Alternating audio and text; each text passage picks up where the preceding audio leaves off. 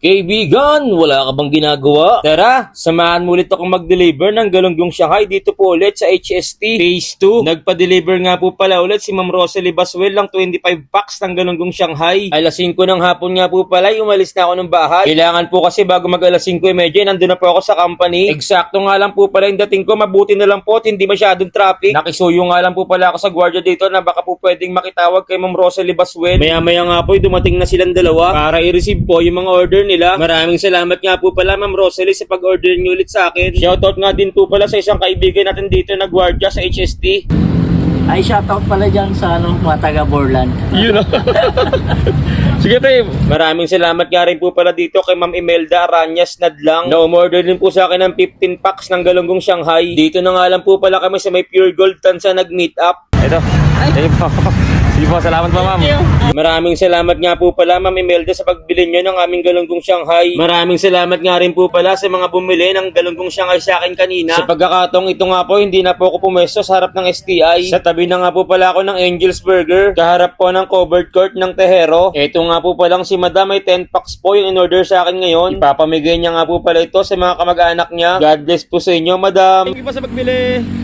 Nag-post nga din po pala muna ako bago ako nagpunta rito para alam din po ng mga customer natin kung saan po tayo pupuntahan. Maraming salamat nga rin po pala dito kay Sir na repeat customer po natin. Siya nga po pala yung nakasabay ko dati na may huli po yung LTO. Maraming salamat ulit kaibigan sa pagbili mo sa akin. Another repeat customer nga rin po pala ito si Ma'am Connie. Ma'am Connie! You know? 2-0. Sukli mo 700 lang ha. Halos hindi nga rin po pala nagtagal yung dinala kong Shanghai dito. 34 packs nga lang po pala yung nadala ko dyan. Kaya naubos din po kaagad ng mabilisan. Gusto ko nga rin po sana magpaalam dito sa lugar na to para meron na rin po ako sariling pwesto. Kaso nga lang hindi ko po matsyempuan kung sino po yung namamahala dito. Binabala ko na nga rin po pala magtinda dito ng boneless bangus inihaw. Para po hindi lang galunggong Shanghai lagi yung binibenta ko. Nakakasama ko nga po pala dito yung dati kong kababata sa Wawa Tres, si Jerome Soberano. Namimigay nga po pala siya ng mga flyers sa mga gusto pong magkaroon ng sariling bahay. Online. Oh. Kasi parang nakukulangan ako pag online eh. Kaya mas gusto ko parang gusto ko lagyan ko siya ng kasamang offline.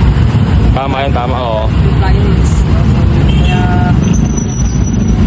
Kaya ito yung naisip ko na marami. Tama yan pre.